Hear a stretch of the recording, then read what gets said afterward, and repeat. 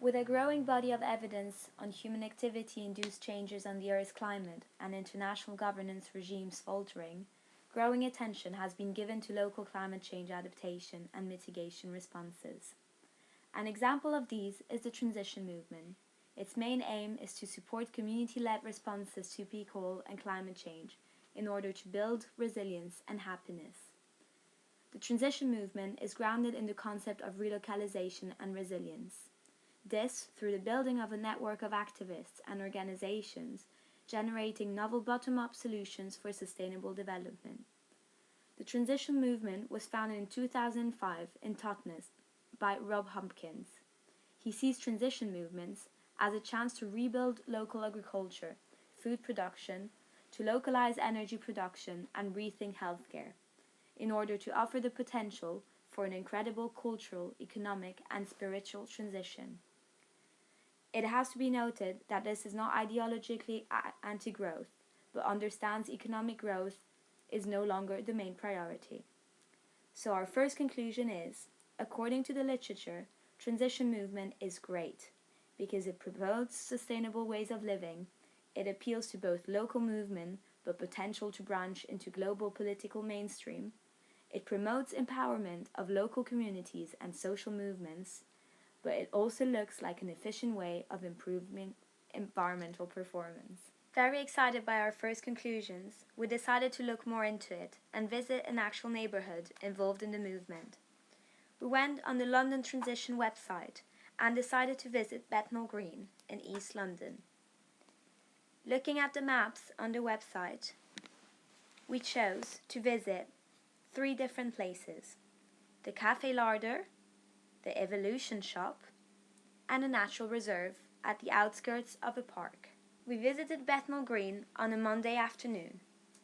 Our first impression getting out of the tube station was, wow, what a green area. So we decided to set off on our way, very excited to interact about the transition movement. But something unexpected was going to happen. We decided to start at the Larder Cafe. When talking to the staff, they did not know what the transition movement was, and furthermore, didn't know they were a part of it. They also claimed to be completely independent. We then decided to have a look at the products, which are mostly organic but rarely local. Also, prices were very high. Our second stop was the Evolution gift shop. We discussed with the manager and realized that she, as well, had never heard of the transition movement. However, she seemed very involved in wanting to raise awareness about fair trade.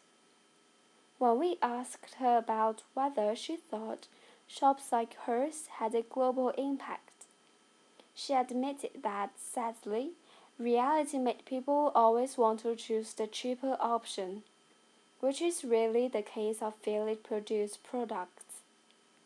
In fact, she explained, in order to live a sustainable and low-carbon life, it is necessary to have a certain standard of living. But for the nature reserve, it was nowhere to be found. So what? We were very surprised. We decided to contact Bethnal Green. No number was to be found, so we decided to email them. However, we never received an answer. Furthermore, the latest news on the webpage seemed to have been posted in July, while it is now November. After analyzing the case study of Bethnal Green, we came to a second conclusion. Transition movements are great in theory.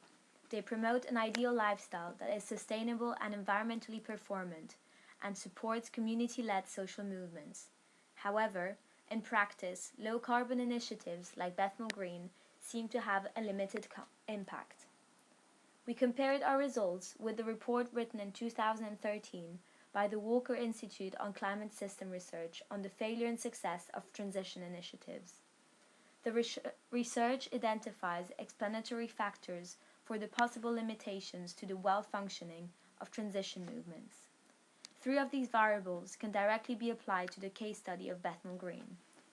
First, rurality, which says that the transition movements located in rural towns and villages seem to be more efficient due to their denser social network and high social capital.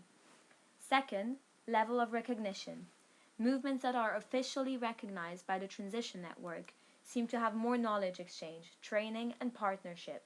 Also internationally, while Bethnal Green has shown to be very little aware of even having a link to the network or any of its components. Third, representation of minority and diversity. Success seems to be achieved only in cases of movements representing diversity of the local community they live in. As the manager of the Evolution Shop explained, this is rarely possible, considering the high costs of sustainable and fair trade products, in a world where mass consumption has produced a low-cost society. Transition movements claim to be largely interconnected.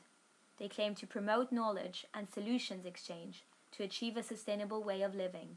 However, what we saw in Bethnal Green was very far from the idealistic version of an interlinked and committed community. Research is involved in the amelioration of these outcomes, and general public awareness is rising. However, Hopkins' goal is far from being achieved, and we really hope that the transition movement will one day manage to put into practice the ideas that seduced us so much. However, that were deluded when put into the cold reality of our consumerist societies.